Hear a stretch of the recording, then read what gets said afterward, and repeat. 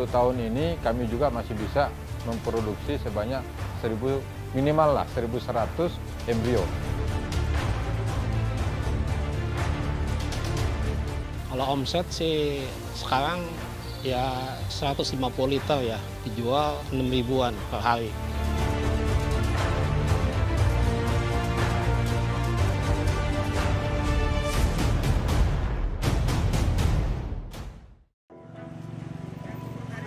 Data Badan Pusat Statistik tahun 2019 menyebutkan kebutuhan masyarakat Indonesia akan daging sapi per tahun rata-rata mencapai 700.000 ton dan terus meningkat. Sayangnya produksi daging sapi dalam negeri hanya mencapai 400.000 ton saja. Kementerian Pertanian menyiapkan sapi bibit unggul sebagai penghasil daging, susu, dan hasil olahan lainnya dengan kualitas terbaik. Ada 3 aspek yang perlu diperhatikan dalam proses pembibitan sapi unggul. Nah, patokan dari sapi unggul kita tentunya ke SNI ya, ke Standar Nasional Indonesia. Misalnya untuk sapi lokal di umur 6 bulan itu dia harus mempunyai berat badan minimal berapa, tinggi pundak berapa, panjang badan berapa gitu. Untuk proses pembibitan sapi unggul itu ada 3 aspek yang harus kita perhatikan. Yang pertama terkait dengan manajemen pemeliharaannya. Yang kedua terkait dengan kesehatan ternak tersebut. Yang ketiganya terkait dengan pemenuhan daripada pakan baik hijauan maupun konsentrat.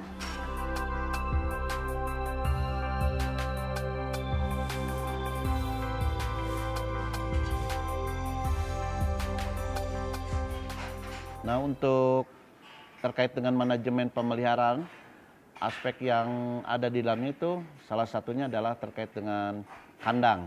Nah, untuk sistem perkandangan dengan pola intensif ini ada 2 jenis, ada yang kita kolonikan atau tidak diikat, ada juga dengan yang ternaknya harus diikat.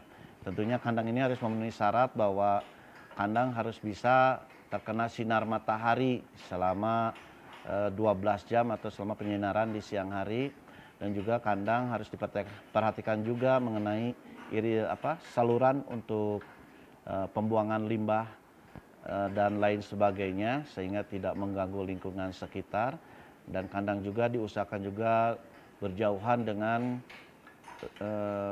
lingkungan masyarakat.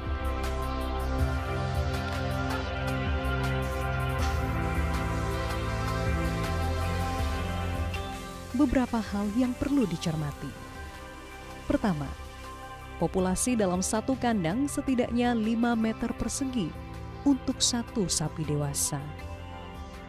Kedua, kualitas dan kuantitas pakan harus terpenuhi. Kualitas pakan dinilai dari suplai nutrisi yang terkandung dalam makanan sapi, baik hijauan maupun konsentrat. Sedangkan kuantitas makanan merujuk pada jumlah pemberian makanan yang dianjurkan, yaitu 2 kali sehari. Tidak ada perhitungan ya secara pastinya bahwa nilai kebutuhan pakan untuk setiap individu ternak itu adalah 2,5 sampai 3% dalam bentuk bahan kering terhadap bobot badannya. Kesehatan adalah faktor penting yang perlu diperhatikan dalam tahap pemeliharaan. Guna menghindari hal-hal yang tidak diinginkan, penempatan kandang harus sangat diperhatikan. Kandang ditempatkan pada lokasi yang belum pernah terdeteksi penyakit radang limpa atau antraks dan keluron menular atau brusellosis. Dengan dipenuhinya syarat kandang dan makanan tersebut, sapi-sapi muda hanya perlu dipelihara performanya agar bibit sapi berkualitas tetap terjaga keunggulannya.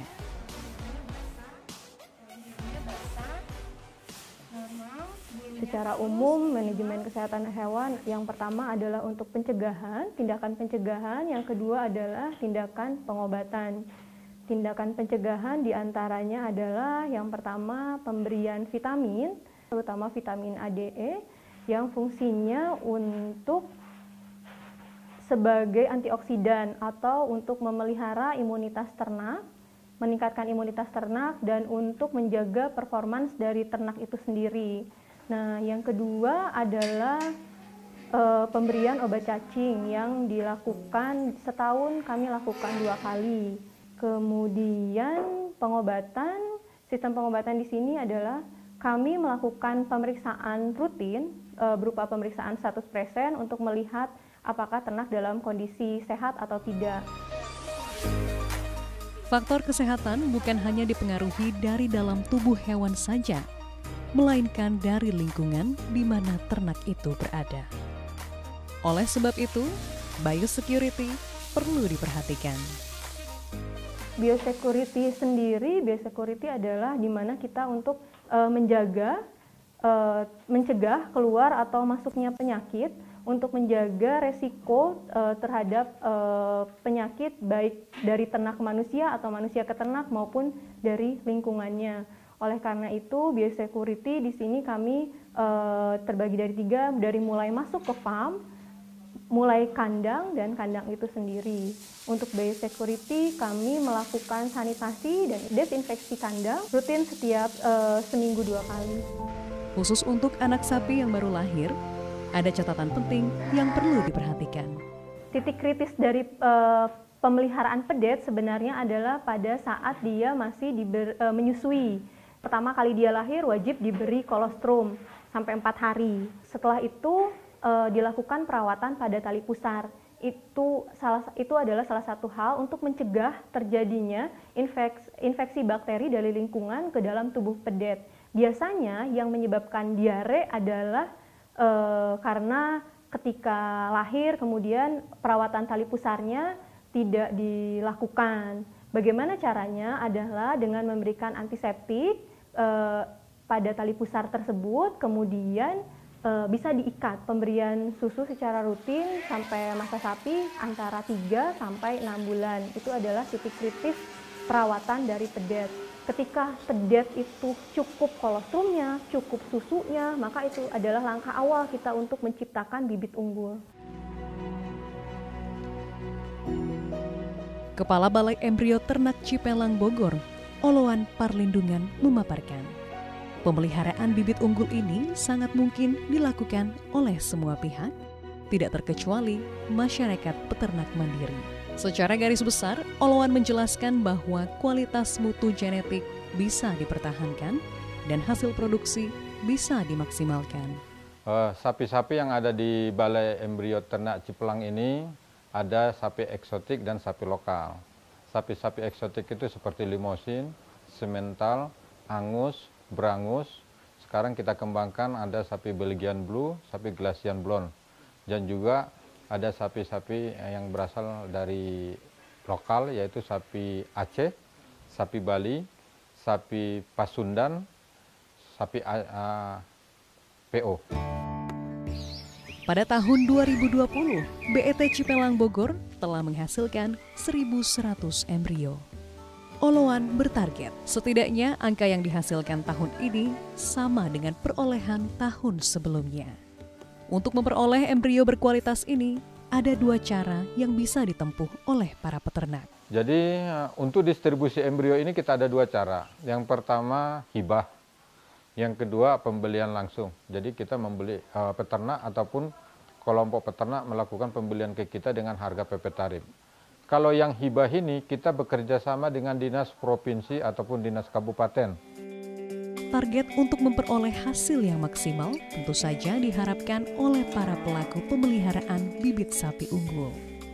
Panen yang memuaskan dengan menjaga kualitas dengan menerapkan pedoman pembibitan sapi bibit unggul telah dirasakan oleh para peternak sapi yang bekerja sama dengan BET Cipelang Bogor. Salah satunya adalah Oktan Tanjung. Sejak tahun 2017 lalu, Oktan telah mempraktekkan pedoman pembibitan sapi kualitas unggul.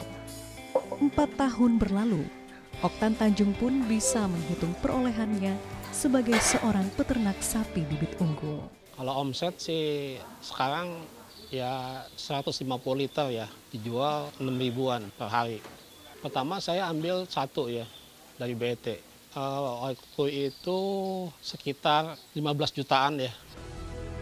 Langkah Oktan dalam menjalankan peternakan tidak mudah. Sejak memulai usahanya di tahun 1986, kegagalan demi kegagalan pernah dilaluinya. Pertama kita punya sapi 4 ya. Kendalanya yaitu kita menggunakan ala kadarnya, dalam artian kita tidak mempunyai pemikiran untuk di IB, terus di kawin suntik, itu tidak. Yang penting kita ternak aja dulu gitu. Nah, kesulitannya setelah sapi dewasa yaitu kita untuk meng-IB-kannya susah gitu ya. Meng-IB-kannya susah, udah gitu kita jantan pun tidak punya gitu.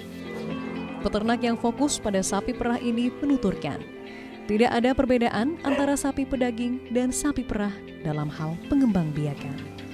BET Cipelang Bogor pun tidak membiarkan peternak berjalan sendirian dalam merawat sapi-sapinya. Dikasih penjelasan dan dikasih pengertian, dikasih makannya pun jenisnya apa, dan kami itu diberikan bimbingan dan setiap saat datang ke lokasi, ke sini BET-nya. Udah gitu si sapinya itu emang dikasih kasih makan yang baik, di konsentrat maupun ampas tahu, ampas kacang hijau, kita selalu diberikan. Hingga saat ini, Oktan Tanjung sangat terbantu dengan keberadaan BET Cipelang. Namun, Oktan menaruh harapan agar usahanya dapat lebih bersaing di pasaran. Pasarnya sekarang bagus ya, sekarang itu diambil dari Jakarta ya, jadi untuk dibuat yahut. Kita itu masalah pemasaran ya, pemasaran sekarang itu sebetulnya ada, cuman kedepannya kita nggak tahu nih, apakah masih bisa diambil atau tidak gitu. Penyediaan bibit sapi berkualitas menjadi tonggak perbaikan ekonomi masyarakat sekaligus proses pemenuhan kebutuhan sapi di dalam negeri. Dengan acuan yang telah disiapkan oleh Kementerian Pertanian, para peternak yang menekuni usaha ini diharapkan menjadi peternak yang mampu mandiri dalam penyediaan bibit sapi berkualitas. Sehingga tidak hanya menjadi peternak biasa, namun juga sebagai agen pemenuhan pangan untuk mewujudkan swasembada susu dan daging nasional.